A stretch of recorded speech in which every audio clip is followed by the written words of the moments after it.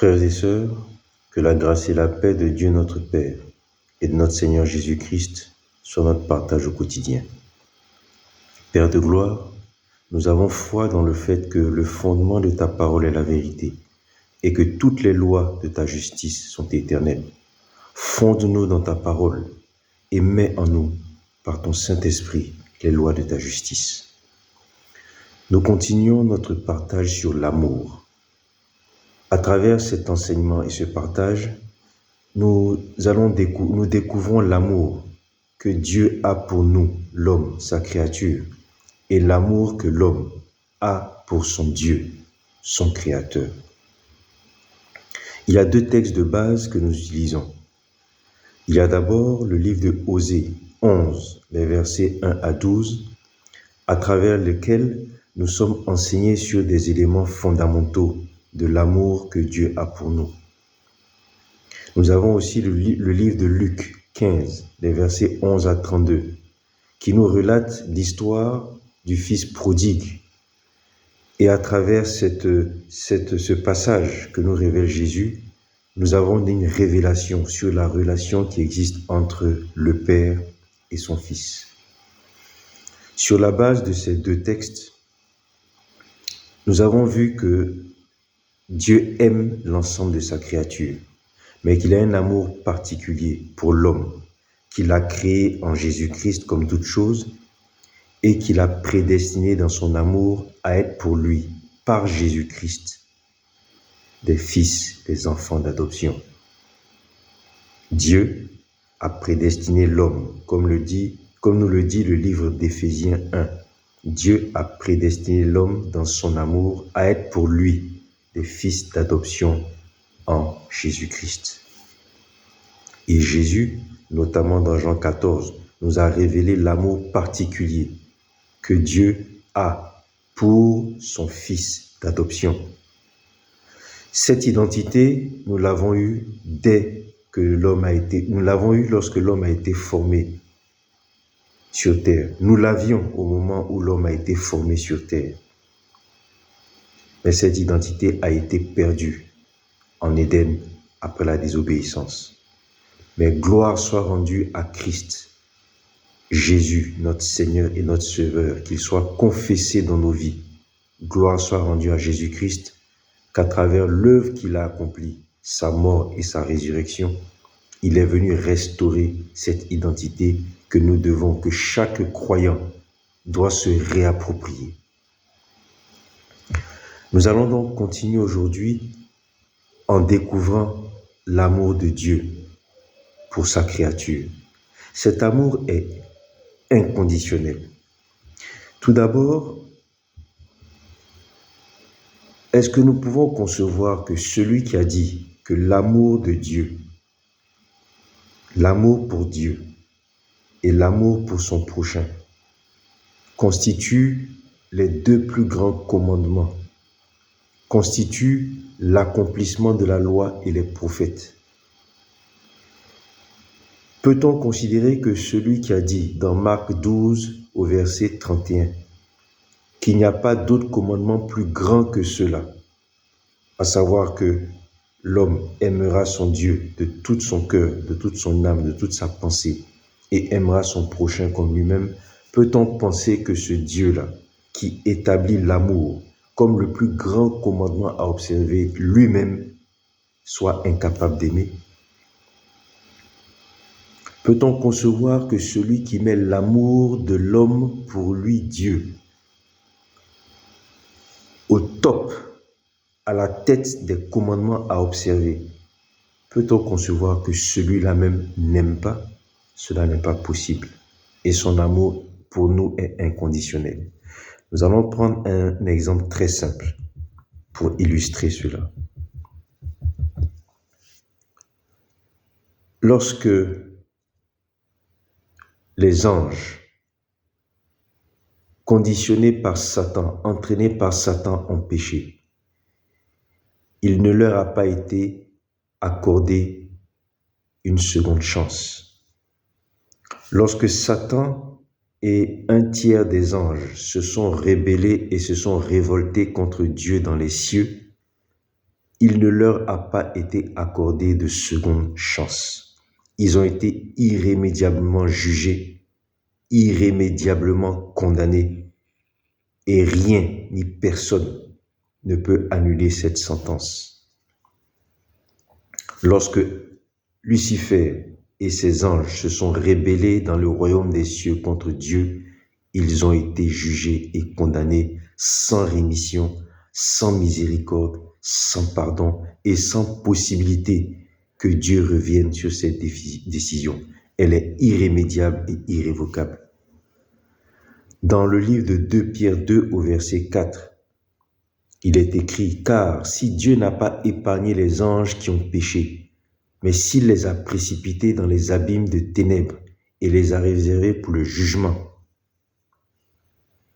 Dans Matthieu 25 au verset 41, Jésus dit « Ensuite il dira à ceux qui sont à sa gauche, « Retirez-vous de moi, maudits, et allez au feu éternel préparé à l'accusateur et à ses messagers. » Ces deux passages nous montrent bien que, dès sa rébellion, Satan et ses anges ont été condamnés. Lorsque l'homme a désobéi, lorsque l'homme s'est rébellé contre Dieu, que s'est-il passé? Parce qu'il ne faut pas considérer que la désobéissance en Éden était quelque chose d'anodin, a été quelque chose d'anodin ou quelque chose de banal. Il ne faut pas considérer que la désobéissance en Éden a entraîné, on va dire, une bouderie, une fâcherie entre Dieu et les hommes. La désobéissance en Éden n'a pas entraîné une vexation de Dieu. Dieu ne s'est pas détourné de l'homme en boudant, en se fâchant. Non.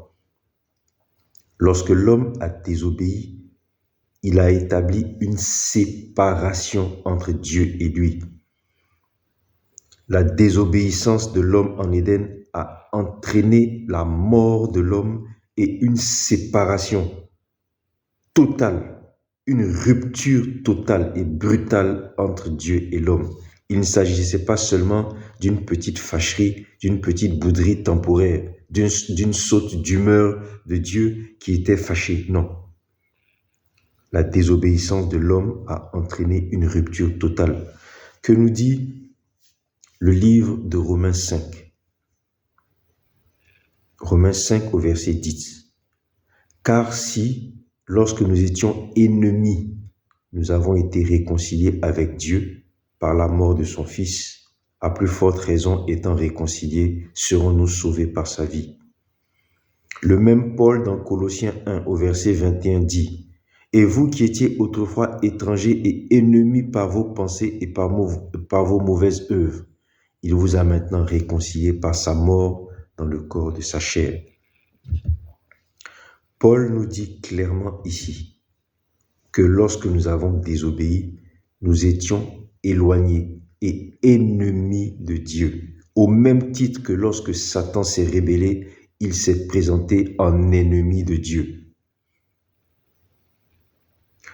Dans Éphésiens 2, au verset 1, Paul dit « Vous étiez morts par vos offenses et par vos péchés. » Frères et sœurs,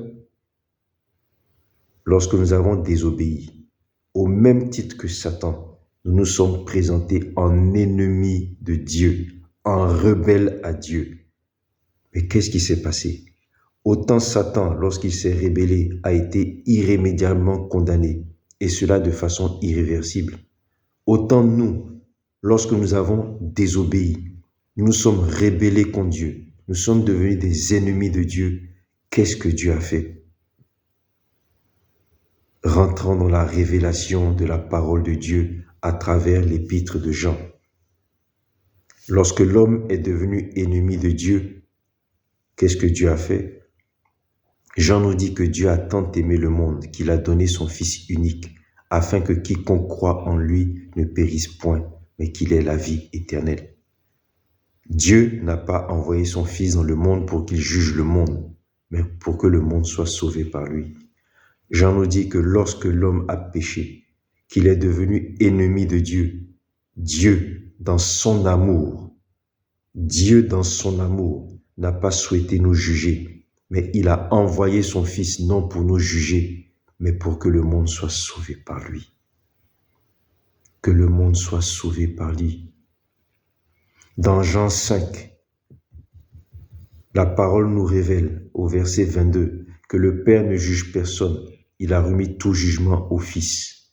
Au verset 24, il est écrit qu'en vérité, je vous le dis, celui qui écoute ma parole et qui croit à celui qui m'a envoyé a la vie éternelle et ne vient point en jugement, mais il est passé de la mort à la vie. Jean nous dit au chapitre 5, au verset 24, que le Fils est venu afin que nous qui étions morts par nos offenses et nos péchés, comme le dit le livre d'Éphésiens 2, au verset 1, nous qui étions morts, nous passions de la mort à la vie. N'est-ce pas une preuve d'amour? Un amour spécifique et spécial que Dieu a pour l'homme, sa créature prédestinée à être pour lui des enfants d'adoption. Dieu aime l'ensemble de sa création. La Bible nous dit que toutes choses ont été créées en Jésus-Christ, par Jésus-Christ et pour Jésus-Christ. Et donc Dieu aime l'ensemble de tout ce qu'il a créé. Lucifer, le porteur de lumière, l'ange de lumière, a été créé en Jésus-Christ, par Jésus-Christ et pour Jésus-Christ.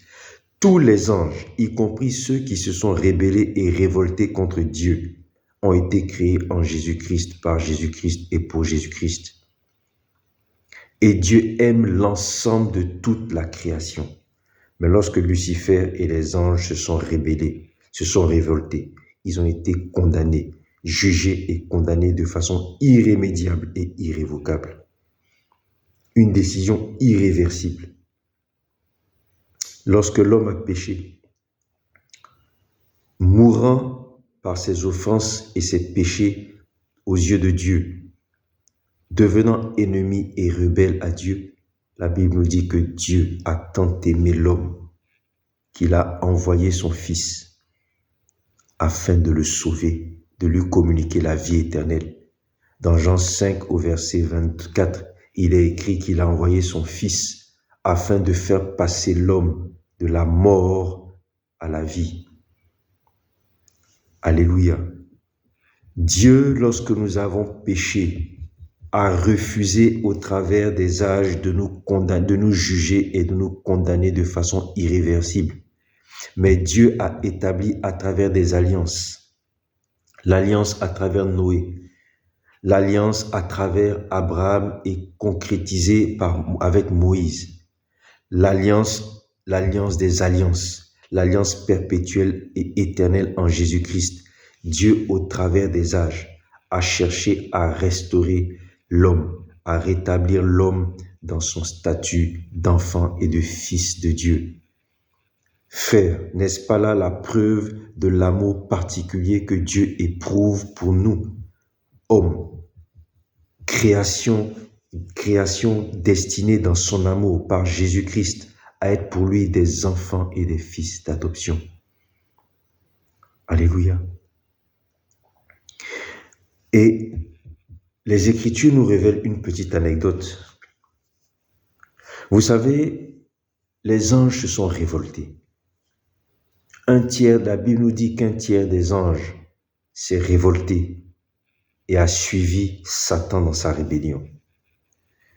Mais nous devons savoir qu'aujourd'hui, il y a une catégorie d'anges qui, s'il lui était donné la possibilité de se repentir et de se convertir, excusez-moi, une partie des anges déchus, une partie des anges qui s'est rébellée, il y a une catégorie d'anges rébellés, une catégorie d'anges rebelles, une catégorie d'anges déchus à qui, s'il était donné la possibilité de se repentir, le ferait de façon extraordinaire. Cette catégorie d'anges, ce sont les esprits impurs. Ce n'est peut-être pas dans la hiérarchie des démons et des anges déchus la catégorie la plus élevée, mais les esprits impurs qui sont de la partie basse de l'échelle dans la hiérarchie de la puissance des démons. Les esprits impurs, eux, s'il leur était donné la possibilité de se repentir, le feraient sans hésiter. Que nous dit la Bible? Dans Jacques 2, au verset 19, il est écrit « Tu crois qu'il y a un seul Dieu, tu fais bien. Les démons le croient aussi et ils tremblent. » Ils tremblent, les démons tremblent. Dans Matthieu 8, au verset 29, il est écrit « Alors que Jésus arrivait à Gadara, devant le démoniaque de Gadara, lorsqu'il est arrivé, la Bible nous dit dans Matthieu 8 au verset 29 que ces démons-là, voyant Jésus, s'écriaient « Qu'y a-t-il entre nous et toi, Fils de Dieu? Es-tu venu ici pour nous tourmenter avant le temps ?» Les démons priaient Jésus disant « Si tu nous chasses, envoie-nous dans ce troupeau de pourceaux. » Les démons parlent de Jésus comme du Fils de Dieu. Ils viennent à lui avec respect. Que nous dit Marc 3, au verset 11? Les esprits impurs, quand ils le voyaient, se prosternaient devant lui et s'écriaient « Tu es le Fils de Dieu ». Luc 4, verset 33. Il se trouva dans la synagogue un homme qui avait un esprit de démon impur et qui s'écria d'une voix forte « Qu'y a-t-il entre nous et toi, Jésus de Nazareth? Tu es venu pour nous perdre. Je sais qui tu es, le Saint de Dieu. » Frères et sœurs, des esprits impurs, des démons, des anges rebellés qui viennent se prosterner devant Jésus, qui lui disent « Nous savons qui tu es, le Fils de Dieu, le Saint de Dieu. » Des démons qui croient que Dieu existe et qui tremblent. Ne croyez-vous pas que ces démons-là se repentiraient s'il leur était donné l'occasion de se repentir? Ne croyez-vous pas que ces démons qui se prosternent devant Jésus après s'être rébellés contre lui dans les lieux célestes, qui se prosternent aujourd'hui devant lui, ne croyez-vous pas que ces démons-là se repentiraient de leurs péchés, de leur rébellion, de leur désobéissance, si l'occasion leur était donnée? Mais à eux, aucune occasion de repentance ne sera accordée. Le feu éternel a déjà été préparé pour eux. C'est scellé, c'est irrémédiable, c'est irréversible. Mais à nous, Dieu, lorsque nous nous sommes rébellés, lorsque nous sommes morts, a tout mis en œuvre afin de nous restaurer en tant que fils de Dieu et nous redonner la vie éternelle, réservée à sa créature créée selon leur image et leur ressemblance. Frères et sœurs, celui qui a établi l'amour de Dieu et du prochain comme le plus grand commandement dans la hiérarchie des commandements, celui-là nous aime d'un amour inconditionnel. Que la grâce et la paix de Dieu notre Père et notre Seigneur Jésus-Christ soient notre partage au quotidien.